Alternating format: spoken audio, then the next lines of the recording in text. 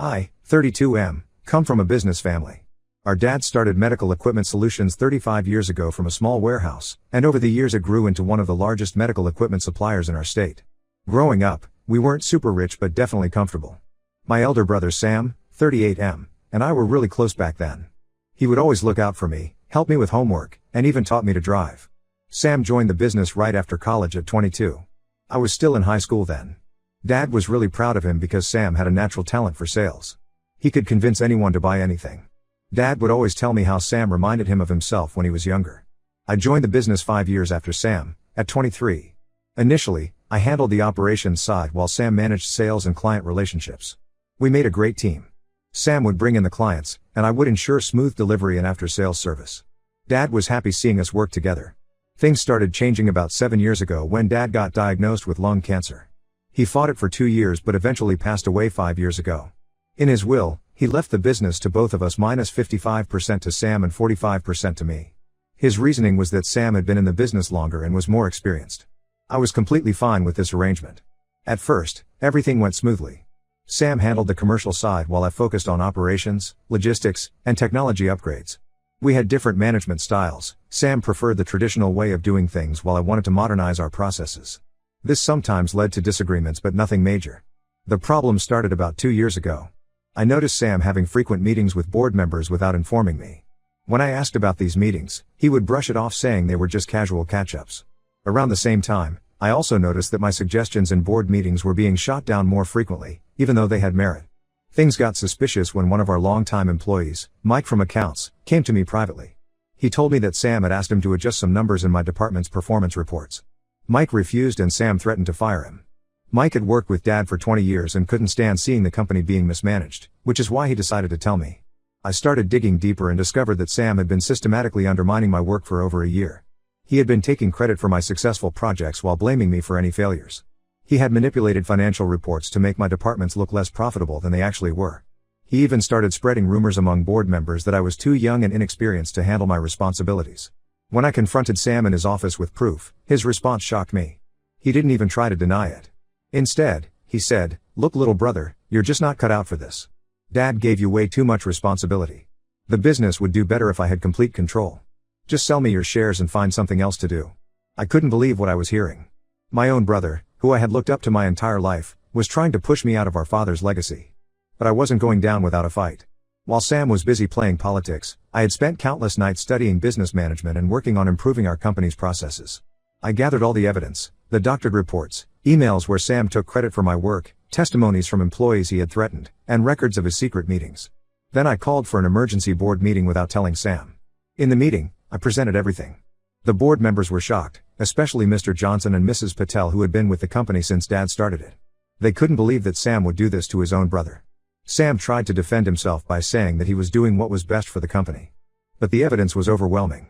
After a month-long investigation, the board voted to remove him from his position. Since I had proof of financial manipulation, they decided to transfer his shares to me as compensation. When the decision was announced, Sam completely lost it. He started yelling and threatening everyone in the room.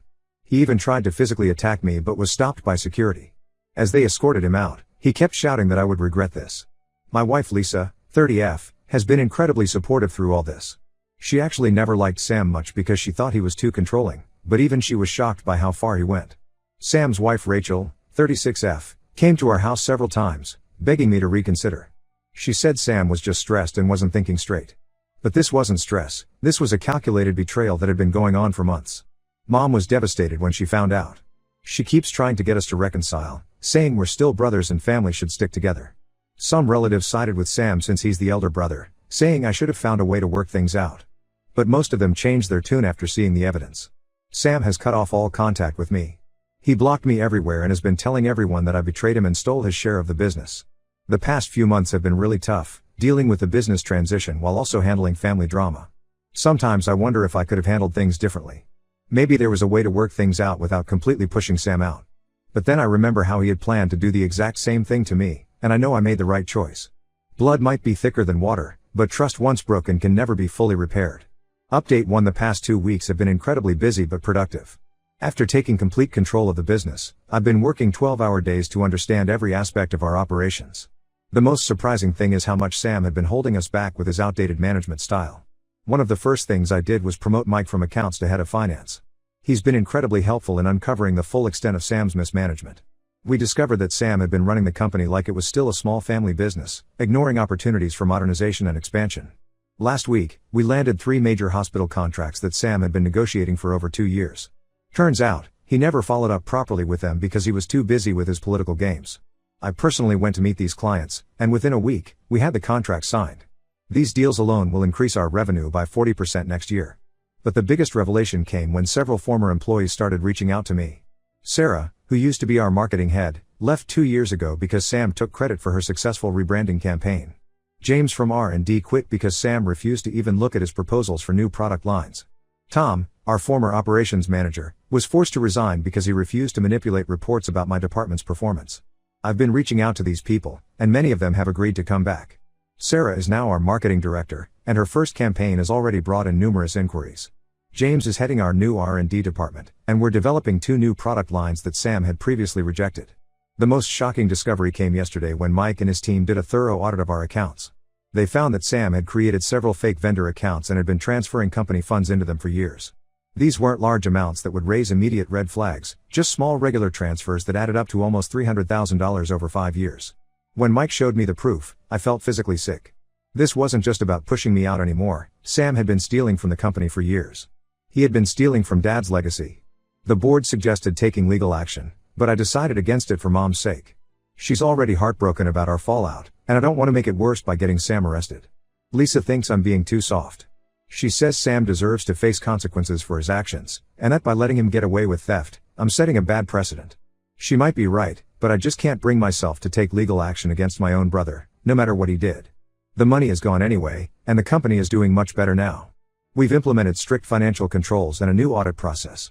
Every transaction now needs multiple approvals, and we have monthly audits instead of annual ones. What's interesting is how the family dynamics have shifted. Uncle Rick, who initially sided with Sam and called me an ungrateful little brother, called yesterday to apologize. He had heard about the embezzlement from one of the board members.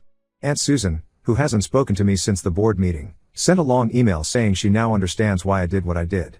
Mom is still struggling to accept everything. She came to my office today, crying about how she raised us better than this. I showed her some of the proof of Sam's actions, but I couldn't bring myself to tell her about the embezzlement. Some truths are better left unsaid. The employees seem happier now. We've improved the benefits package, introduced performance bonuses, and started an employee suggestion program. The toxic environment that Sam created is slowly disappearing. People are no longer afraid to speak up or share ideas. I've also started a management trainee program, something Sam always opposed. We're giving fresh graduates a chance to learn and grow with the company. Dad always believed in giving people opportunities, and I want to continue that legacy. I'm working on expanding our product line and exploring new markets. We're also upgrading our technology and automating many processes that Sam insisted on keeping manual. The business is growing faster than ever, and for the first time, I feel like I'm truly honoring Dad's legacy. Lisa has been my rock through all of this. She helps me maintain perspective when I start doubting myself. Sometimes I still can't believe how things turned out, but I know I made the right decision. The company is thriving, our employees are happy, and we're growing in ways that Sam never allowed. Update 2 yesterday was one of the strangest days of my life. I was having dinner with Lisa when our security system alerted us that someone was at the gate. When I checked the camera, I saw Sam standing there, looking nothing like his usual well-groomed self. He looked like he hadn't slept or shaved in days, wearing wrinkled clothes that seemed too big for him. At first, I considered not letting him in, but Lisa convinced me to at least hear what he had to say. The moment he walked into our living room, I could smell alcohol on him. He practically collapsed onto our couch and started rambling. Turns out, Sam had taken all his money, including what he had stolen from the company, and invested it in some cryptocurrency scheme. One of his old college friends had convinced him that this was a guaranteed way to multiply his money quickly. The friend promised returns of 300% within 3 months. Sam, desperate to prove he could be successful without the family business, fell for it. The scheme turned out to be a complete scam. Not only did Sam lose his initial investment, but he had also taken out loans using his house as collateral. He lost everything, all his savings, the house, even his car. But that wasn't even the worst part. Rachel had no idea about any of this until the bank sent a foreclosure notice. When she confronted Sam, he finally broke down and told her everything, including how he had been stealing from the company for years. She was disgusted, not just by the theft but by how he had tried to push me out of the business. That was the last straw for her. Last week, while Sam was out trying to find a job, Rachel packed up her things and the kids and moved in with her parents. She left him a note saying she was filing for divorce. She couldn't trust him anymore, and she didn't want their kids growing up thinking his behavior was acceptable. That's when Sam showed up at my door. He said he needed my help to get back on his feet. He wanted me to either give him a position in the company or lend him enough money to start his own business. He kept saying he had changed and learned his lesson. Lisa, who had been quietly listening until then, couldn't hold back anymore. She reminded him of how he had tried to destroy my career, steal my share of Dad's legacy, and how he had been embezzling money for years. She asked him if he had even come to apologize for what he did. Sam's response was telling. Instead of apologizing, he started talking about how he was still the elder brother and how I had an obligation to help him. He said Dad would be ashamed of me for letting my brother become homeless. That's when I'd heard enough. I told Sam that while I felt bad about his situation, I couldn't trust him anymore. The company was doing great now, and I couldn't risk bringing him back. As for lending him money, that was out of the question. He had already stolen enough from the company. He didn't take my refusal well. He started yelling about how I was heartless and ungrateful, how he had always looked out for me when we were younger. He said I was betraying the family by refusing to help him when he needed it most. I had to ask him to leave before things got ugly. Mom called me an hour later, crying. Sam had gone straight to her house and told her everything, making it sound like I was being cruel. She tried to convince me to help him, saying he was still my brother. I had to remind her about everything he had done. The next day, Rachel called me privately. She told me that Sam hadn't really changed at all. Even after losing everything, he was still trying to manipulate people. She revealed that she had caught him trying to take out loans in her name without her knowledge. That's why she left. She realized he would never change. I feel bad for Rachel and the kids, but I know I made the right decision. Someone who has betrayed you once will likely do it again. Sam had multiple chances to make things right, but he chose to play the victim instead of owning up to his mistakes. Update 3: A lot has changed in the past 3 months. The business has been doing exceptionally well. We've expanded into 2 new states and are in talks for our first international venture in Canada. The management trainee program I started has brought in some incredibly talented young people who are bringing fresh perspectives to the company. Sam tried to contact me several more times through different relatives. Aunt Susan called saying he was sleeping on her couch and needed help getting back on his feet. Uncle Rick came to my office saying Sam was ready to sign any legal document promising he wouldn't interfere in the business. Even our childhood friend Mark reached out, telling me Sam had changed and deserved another chance. I maintained my stance and refused to help. 2 weeks ago, Rachel's divorce was finalized. She got full custody of their kids with Sam getting supervised visits once a month. She told me that during the divorce proceedings, they discovered Sam had hidden gambling debts along with the cryptocurrency losses. The total amount he lost was way more than what anyone had imagined. Mom still thinks I should help him, but even she has started to accept that Sam brought this upon himself. Last week, during Sunday dinner, she didn't bring up Sam for the first time since everything happened. Instead, we talked about the baby Lisa and I are expecting, and how excited she is to become a grandmother. I heard through the grapevine that Sam finally moved to Arizona to live with some old college friends.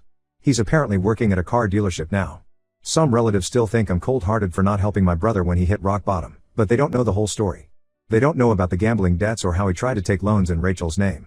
The company is reaching new heights. Our employee satisfaction scores are at 92%, and we recently won an industry award for innovation. The new product lines that James developed are doing incredibly well, and Sarah's marketing campaigns have made us the most recognized brand in our sector. Lisa is 5 months pregnant now, and we're expecting a boy. We've decided to name him after Dad. This has made me even more certain about my decision to keep Sam away. I don't want my son growing up around someone who thinks it's okay to betray family and steal from them. I've instructed all department heads not to share any information about the company with Sam or anyone asking questions on his behalf. Some people might think I'm being paranoid, but I'd rather be safe than sorry. Rachel told me that even after everything, Sam still talks about how he built this company and how I stole it from him. Mom asked me last week if I would ever forgive Sam. I told her that while I might forgive him someday, I will never trust him again. Some bridges, once burned, can't be rebuilt. I'm focused on building a better future for my family and creating the kind of legacy that Dad would have been proud of. The whole experience has taught me that sometimes the hardest decisions are the right ones. Blood might make you family, but trust and respect keep you family. I've stopped feeling guilty about cutting Sam out of my life.